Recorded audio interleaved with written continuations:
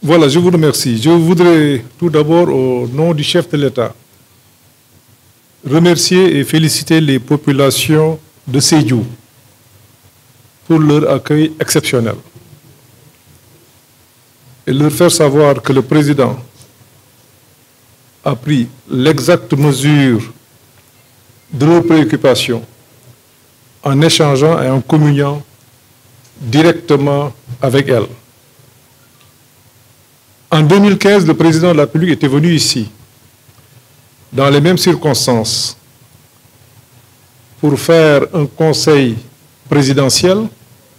suivi d'un conseil des ministres, à l'issue desquels un certain nombre d'engagements avaient été pris. Au total, c'est 200 milliards qui devaient être investis dans la région de Sédhiou pour améliorer la mobilité, parce que cette région est caractérisée par le fait qu'il y a beaucoup d'interruptions au niveau de la mobilité, qu'il fallait désenclaver la région. En 2022, c'est 289 milliards qui ont été investis. Ces 289 milliards ont permis de faire des ouvrages exceptionnels. Je peux citer le pont Famara Ibrahima Sagna de Marsassoum, qui permet de désenclaver cette partie en allant vers le reste du territoire. La réhabilitation de la Nationale 4, la phase 1 de la boucle du Boudier, mais sur le plan sanitaire avec la construction de l'hôpital Amadou Tidiane Ba qui va être inauguré dans quelques instants par Monsieur le Président de la République. Je ne parle pas aussi de la construction des pistes, de la réduction des abris provisoires de moitié. Tout cela a permis à la région de Sédhiou de faire des progrès que le président de la République a pu constater, mais aussi permettre au président de demander au gouvernement de mettre en œuvre un nouveau programme qui cette fois-ci est fixé à 400 milliards. Le président veut accélérer réellement le développement de cette belle région de Sédhiou. Ces 400 milliards devront permettre d'éradiquer totalement les abris provisoires. Il faut rappeler aujourd'hui que ces abris provisoires ont été réduits de moitié. En 2015, il y avait 1198 abris provisoires. En 2022, il en reste encore 673. C'est 352 salles de classe, c'est 262 blocs d'hygiène et administratifs, c'est la construction des lycées de Marsassoum, de Tanaf et l'achèvement de l'IA de Sédhiou, la construction d'un centre de recherche, la construction de l'ISEP, etc. Les 400 milliards devront permettre de régler essentiellement la question de l'électrification rurale. L'amélioration de la mobilité, cette fois-ci, sont les pistes de production qui vont être, surtout dans les départements de Bunkiling et de Goudomp, où effectivement il y a des efforts encore à faire, nonobstant ce qui a été fait. C'est le programme d'assainissement, le programme d'électrification et un programme hydraulique qui permettront à cette région de rattraper définitivement son retard, et ceci dans un délai qui n'excédera pas les 3 années à venir. Voilà un peu la quintessence des mesures que le président de la République a eu à prendre pour cette région. J'ai parlé d'infrastructures physiques, parce que c'est plus simple à retenir, mais aussi il y a ce qu'on pourrait appeler les infrastructures sociales,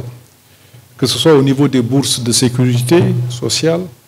que ce soit la carte d'égalité des chances, que ce soit le financement,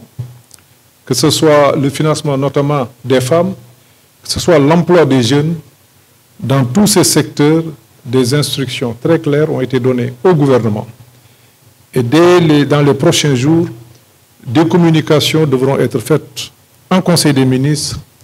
pour dire exactement à la population sénégalaise l'état d'exécution de ces directives présidentielles. kon mbokk yi ci gàttal maa ngi leen di nuyu ci turu président de la République ak ci turu gouvernement bi yépp président di sant bu baax population Sédhiou ci teeru bi ñu ko teeru moom ak gouvernement am mu ñëwoon fi nag ci 2015 am lu mu fi fekkoon mu am ay ndébét yi nga xam ni population bi amoon nañ ko moom mu am ci xalaat waxoon gouvernement bi ci jamono jooju nañu fexe def fi ñaar téeméeri milliards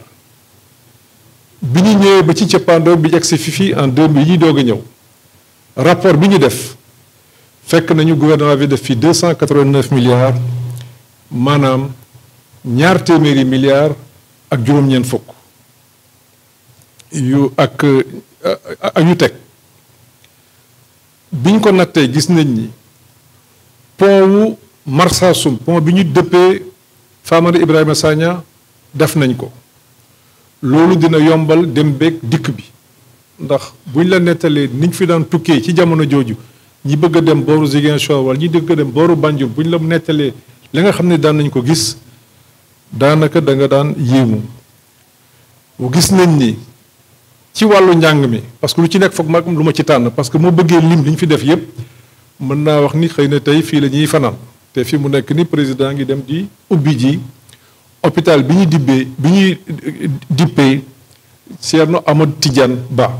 moom lay war a inaugurer nii te ñu war ci teew te hôpital boobu jar na ñaar fukki milliards gis nañ ni ci wàllu dem beeg dikk bi lu bari def nañ ko ci gis nañ ni ci wàllu njàng mi lu bari def nañ ko fi ndax biñ fi ñëw 2015 li ñuy wax abri provisoire maanaam jël rek lu mel ni ay sàkket ak yu mel noonu xale yi nekk ci biir di ci jàng boo mësaan a jël li fi nekk ci ay barab yi ñuy jàngee ay salle de classe yoo xam ni ëppoon na junni genn wàll gi yëpp saafara nañ ko diggante 2015 ak léegi. am na loo xam ni aussi gis nañ ko ci wàllu santé muy ay centre de santé yu ñu fi def wala hôpital bi nga xam ne mi ngi koy inauguré gis nañ ni feebar yu bari wàññeeku na fi waaye gis nañ ni aussi nit ñi ci seen wàllu saafara def nañ ci ay jéego yu bare bari président nag bi mu xoolee mbir mi ne nañ ci def bi yoon ñaar lañ fi defoon li tax mu mën ko mooy Sédhiou dafa am potentiel li tax mu bëgg ko def it président dafa jël politique gu équité maanaam fexe ba doomu Sénégal yépp ñu yemale leen loolu bokk na ci li tax mi ne nañ jël ci alalu réew mi fexe ba jël ci ñeenti téeméeri milliards def ko fii ci Sédhiou ci ñetti at yi di ñëw loolu di ñaar ci li mu defoon ci bi mu fiy ñëw 2015 dina am ay points yu ñu ci def am na ci benn pont bu siiw boo xam ne population yépp wax nañ ko mooy booy dem Bunkiling pont di ñuy war a def foofu incha allah pont Tamento dinañ ko def te du yàgg am na ay tali yu fi nekk yoo xam ni dinañ ko yeggali mais dafa ne nañu xool li nga xam ne moom mooy dem ci dundu nit ñi directement ñu mën cee fexe def ci loo xamante ni dina leen tax ñu mën a am ay revenu gën leen tax li nga xam ni gis nañ ko fii ci région bi ci seen njàmbarte ci seen bëgg liggéey ñu jàppale leen ci ñi nga xam ne noonu la gën a gaawee ba nga xam ne li ma ci mën a wax rek ci wàllu mbay secteur primaire dinañ ci def incha allah fanweeri milliards bi ñuy def présentation yi keroog bu ngeen dégloo ministre yi li ñu wax moo doon fukki milliards ak juróom président ne déedéet xeeb na loolu nañu fexe def ko fanweeri milliards ndax région bi ñu nekk